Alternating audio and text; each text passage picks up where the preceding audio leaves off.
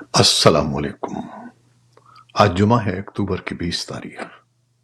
پاکستان میں عصر شام کے 7، بھارت میں 7:30، اور یہاں ہمارے اسٹوڈیوز کی گھڑیوں میں صبح کے 10 بج رہے ہیں۔ وائس آف امریکہ واشنگٹن کی اردو سروس سے میں ہوں خالد حمید، خبروں کے ایک بلیٹن کے ساتھ۔ صدر جو بائیڈن نے قوم سے خطاب کے دوران کہا ہے کہ فلسطینی عسکریت پسند تنظیم حماس اور روسی صدر ولادیمیر پوٹن دونوں ہی پڑوسی ملکوں کی جمہوریتوں کے لیے خطرہ ہیں، اور ان لڑائیوں میں اسرائیل اور یوکرین کی کامیابی امریکی سلامتی کے لیے بے حد اہم ہے۔ صدر بائیڈن نے کہا کہ امریکی سلامتی کے لیے ضروری ہے کہ اسرائیل سمیت ہم اپنے اہم اتحادیوں کے ساتھ تعاون جاری رکھیں۔ انہوں نے کانگریس سے دونوں ملکوں کے لیے $100 ارب کی فوجی امداد کی اپیل کی۔ صدر نے ایک مرتبہ پھر اسرائیل کے دفاع کے لیے تعاون کے عزم کو دہرایا اور خوراک اور ادویات سے محروم غزہ کے شہریوں کو فوری طور پر ریلیف پہنچانے کی ضرورت پر بھی زور دیا۔ اقوام متحدہ کے سیکرٹری جنرل اینٹونیو گتریس نے غزہ کے لیے ہنگامی امداد کی ترسیل کی نگرانی کے لیے مصر میں رفح بارڈر کراسنگ کا دورہ کیا اور مال بردار ٹرکوں کو لاکھوں لوگوں کے لیے لائف لائن قرار دیتے ہوئے کہا کہ انہیں یہاں دیکھنا اور دیوار کے اس پار لاکھوں لوگوں کو بھوکے دیکھنا بہت تکلیف دہ ہے۔ ان ٹرکوں کو فوراً پاس ہونا چاہیے۔ مال بردار طیارے اور ٹرک کئی دنوں سے ضروری امدادی کراسنگ پر ہیں، لیکن ابھی تک کوئی بھی غزہ میں داخل نہیں ہو سکا۔ گزشتہ روز مصر نے اس سڑک کی مرمت کے لیے مشینری غزہ کی پٹی بھجوائی تھی۔ اسرائیل کی جانب سے غزہ میں فضائی حملے جاری ہیں، جبکہ وہاں شہریوں کی مشکلات میں مسلسل اضافہ ہو رہا ہے، جس میں خوراک، ادویات اور دیگر ضروریات زندگی ختم ہوتی جا رہی ہیں۔ فلاحی ادارے آکسفیم کی ترجمان نے کہا ہے کہ ان کی تنظیم دیگر امدادی اداروں کے ساتھ مل کر کام کر رہی ہے تاکہ غزہ میں امداد کی ترسیل کا سلسلہ فوری طور پر شروع کیا جا سکے۔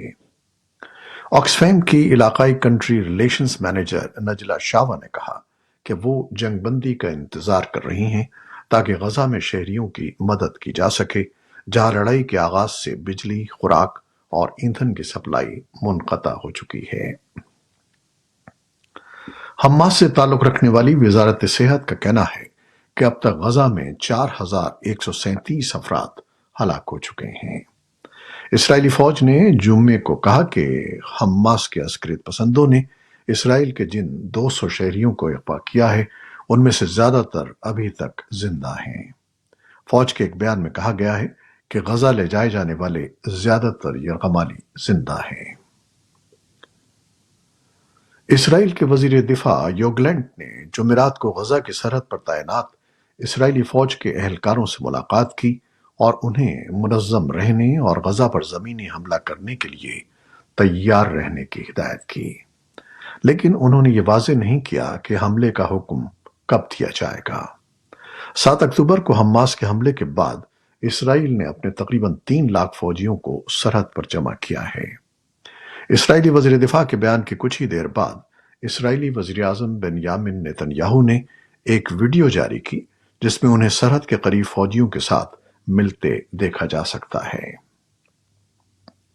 جمعرات کو پیرس کے مرکز میں ہزاروں افراد نے فلسطینیوں کے حق میں احتجاج کیا۔ فرانس نے اسرائیل پر حماس کے حملے کے فوراً بعد فلسطین کے حق میں احتجاج پر پابندی لگا دی تھی، جسے ایک مقامی عدالت کی جانب سے اظہار آزادی کے لیے سنگین خطرہ دیے جانے کے بعد ہٹا دیا گیا تھا، جس کے فوراً بعد ہزاروں مظاہرین فلسطین کے حق میں احتجاج کے لیے جمع ہو گئے۔ اے ایف پی کے مطابق پرامن طور پر شروع ہونے والے احتجاج کے دوران پولیس کے ساتھ جھڑپیں ہوئیں، جس پر پولیس نے ہجوم کو منتشر کرنے کے لیے کالی مرچ کے اسپرے کا استعمال کیا۔ جمعرات کو نیو یارک کے ٹائمز اسکوائر میں سینکڑوں مظاہرین نے حماس کے ہاتھوں یرغمال بنائے گئے افراد کی رہائی کا مطالبہ کرنے کے لیے ایک ریلی نکالی۔ اس احتجاج کا اہتمام غیر سرکاری تنظیم اسرائیلی امریکن کونسل نے کیا تھا، جو اسرائیلی امریکیوں کی نمائندگی کرتی ہے۔ اس موقع پر خطاب کرنے والوں میں امریکی تاریخ میں سینٹ کے پہلے یہودی اکثریتی رہنما سینیٹر چک شومر نے اسرائیل کے ساتھ کھڑے ہونے اور حماس کے خلاف لڑنے کا عزم ظاہر کیا تھا۔ امریکی عہدیداروں نے جمعرات کو کہا ہے کہ امریکی بحریہ کے ایک جنگی بحری جہاز نے یمن سے شمال کی طرف فائر کیے جانے والے 3 میزائلوں کو فضا میں مار گرایا ہے۔ فوری طور پر یہ معلوم نہیں ہو سکا کہ آیا یہ میزائل اسرائیل پر فائر کیے گئے تھے۔ تاہم ایک عہدیدار نے کہا کہ امریکہ کا یہ خیال نہیں ہے کہ یہ میزائل امریکی بحری جہاز پر فائر کیے گئے تھے۔ پاکستان کے نگراں وزیر اعظم انوار الحق کاکڑ نے کہا ہے کہ پاکستان اور چین کے درمیان اہم تجارتی گزرگاہ خنجراب پاس اب ہر موسم میں کھلے رکھنے پر اتفاق ہو گیا ہے۔ پاکستانی وزیر اعظم نے یہ انکشاف چین کے شمال مغربی علاقے میں واقع سنکیانگ یونیورسٹی کے طلباء اور اساتذہ سے جمعے کو خطاب کرتے ہوئے کیا۔ وزیر اعظم بیجنگ میں تیسرے بیلٹ اینڈ روڈ فورم میں شرکت کے بعد جمعرات کو سنکیانگ کے دارالحکومت ارومچی پہنچے تھے۔ اس سے پہلے نگراں وزیر اعظم نے بیجنگ میں چین کے صدر شی جن پنگ سے ملاقات کی، جس میں دونوں رہنماؤں نے پاکستان اور چین کے مابین اسٹریٹجک تعاون پر مبنی شراکت داری اور بین الاقوامی سطح پر ابھرتی ہوئی صورتحال کے پس منظر میں اس کی اسٹریٹجک اہمیت کو اجاگر کیا۔ اس موقع پر چینی صدر کا کہنا تھا کہ انہیں امید ہے کہ پاکستان اپنے ہاں کام کرنے والے چینی اداروں اور اہلکاروں کے تحفظ کی ضمانت دے گا۔ چینی صدر کا بیان اس لیے اہم قرار دیا جا رہا ہے کیونکہ پاکستان میں چینی شہریوں پر تواتر سے حملے ہو رہے ہیں، جن میں چینی شہریوں اور سیکیورٹی فورسز کی بھی ہلاکتیں ہوئی ہیں۔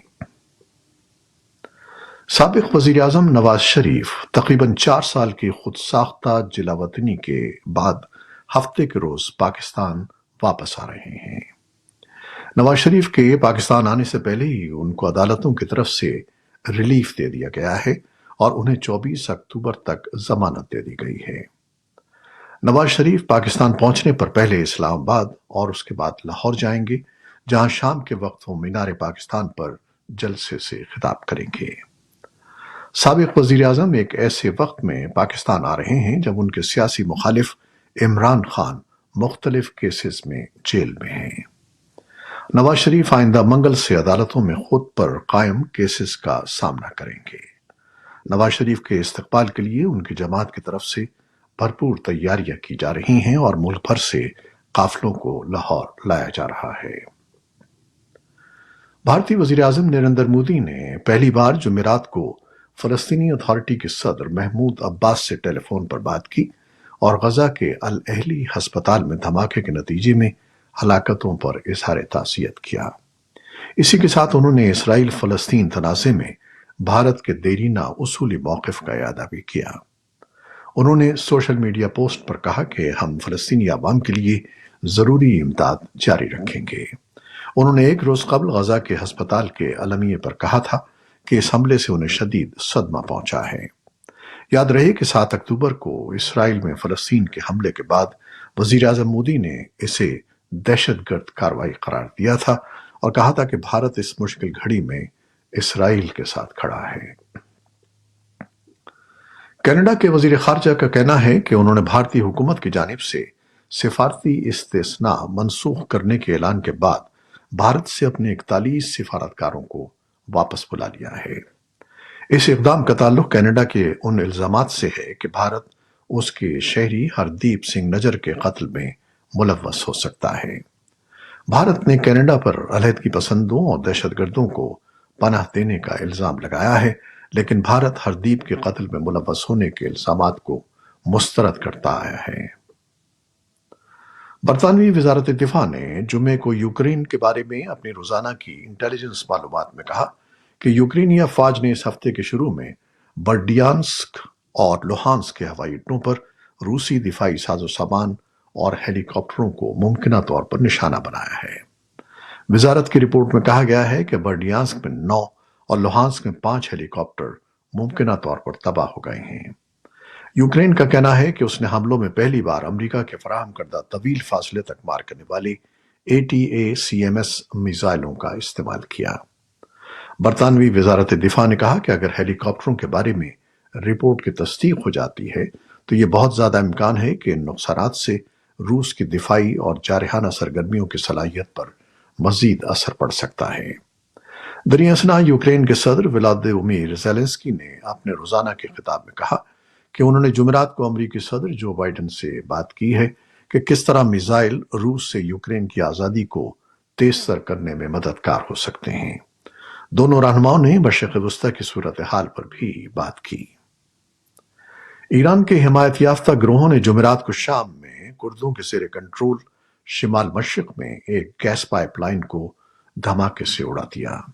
سیرین آبزرویٹری فار ہیومن رائٹس کا کہنا ہے کہ غزہ میں مقیم عسکری پسندوں کے ساتھ اسرائیل کی جنگ کے بعد علاقائی کشیدگی میں اضافہ ہوا ہے۔ شام میں انسانی حقوق پر نظر رکھنے والی تنظیم نے کہا کہ ایران کے حمایت یافتہ گروہوں نے کنوکو گیس کی تنصیب کے قریب گیس پائپ لائن کو دھماکے سے اڑا دیا۔ سیرین آبزرویٹری کے ڈائریکٹر رامی عبد الرحمان نے AFP کو بتایا کہ یہ دھماکہ ایک امریکی اڈے کے قریب ہوا لیکن اس میں کوئی جانی نقصان نہیں ہوا۔ بدھ کو امریکی سینٹرل کمانڈ نے کہا کہ اس نے گزشتہ 24 گھنٹوں کے دوران عراق میں 2 ڈرون مار گرائے اور تیسرے کو نقصان پہنچایا۔ سینٹ کام نے یہ نہیں بتایا کہ ڈرون کس نے لانچ کیے، لیکن ایران نواز گروہوں نے حماس کے ساتھ جنگ میں واشنگٹن کی اسرائیل کی حمایت کے باعث عراق میں امریکی فوجیوں پر حملے کی دھمکی دی ہے۔ یہ تھیں وہ خبریں جو فیس بک لائیو پر ہم نے آپ کے لیے پیش کی۔ ہماری ویب سائٹ، یوٹیوب اور پوڈ کاسٹ پر یہ بلیٹن آپ کے لیے پوسٹ کر دیا جاتا ہے۔ آپ ہمارے بلیٹن کو شیئر کرتے ہیں اور اپنے کمنٹس میں اپنی محبتوں کا اظہار کرتے ہیں، جس کے لیے ہم آپ کے بے حد ممنون ہیں۔ اپنی ان محبتوں کو جاری رکھیے گا۔ نیوز پروڈیوسر عائزہ عرفان اور نیوز ایڈیٹر ندیم یعقوب کے ساتھ خالد حمید کو اب اجازت دیجیے گا۔ اللہ حافظ۔